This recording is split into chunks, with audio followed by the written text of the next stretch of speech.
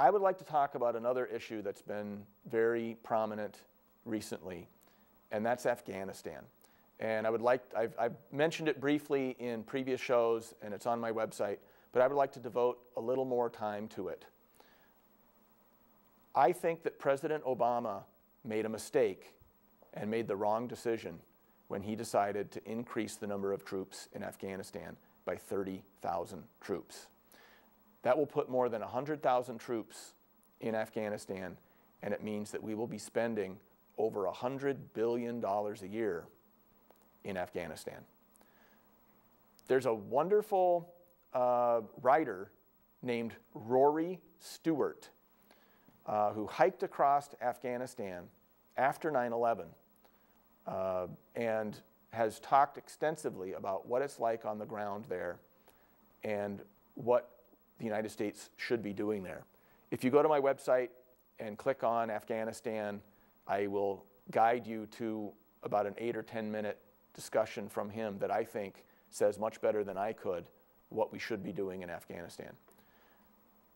But what I don't think President Obama did a good job of doing is really defining what the national security interests of the United States are in Afghanistan.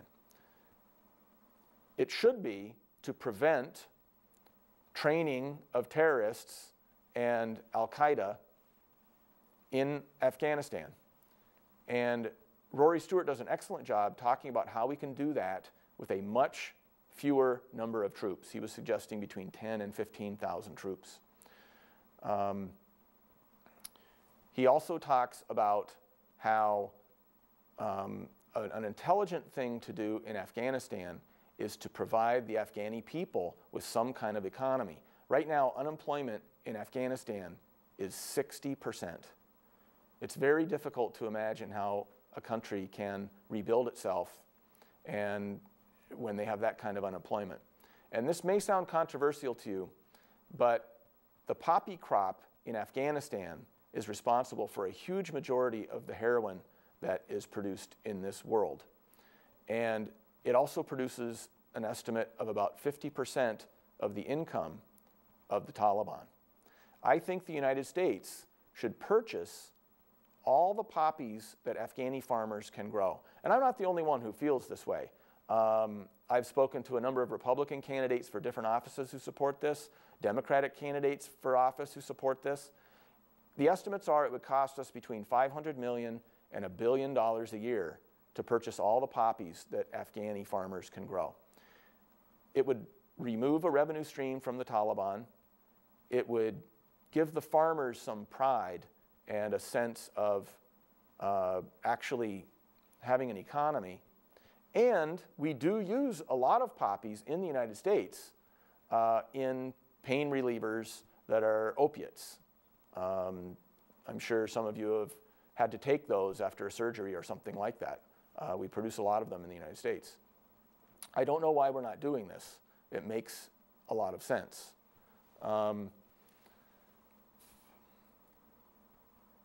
I supported the invasion of Afghanistan after 9/11. The Taliban was an evil government who obviously had attacked the United States by supporting Al-Qaeda and Osama bin Laden in 9/11. And they were also greatly mistreating their citizens, especially women. And I supported the invasion of Afghanistan. I was very sad when the night we invaded Afghanistan because I am very much an anti-war person. However, I felt that it was necessary.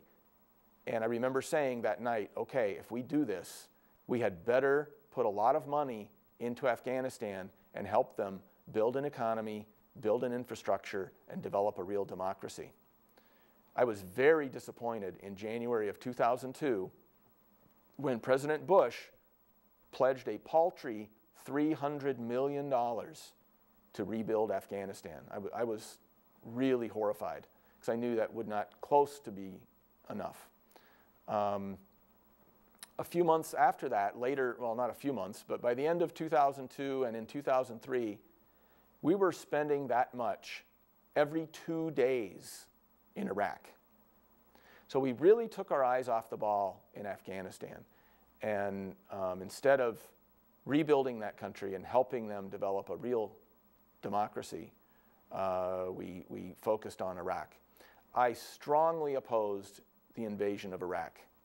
And if you go to my website, you can see what I've written this year and last year and as early as 2006 and earlier than that about my positions on Iraq. So, you know, I feel that I'm very well educated on Afghanistan. And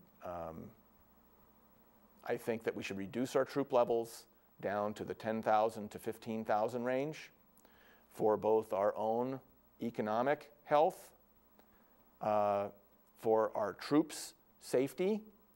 I don't know how long we expect our troops to spend in the Middle East in harm's way, and their families putting up with it.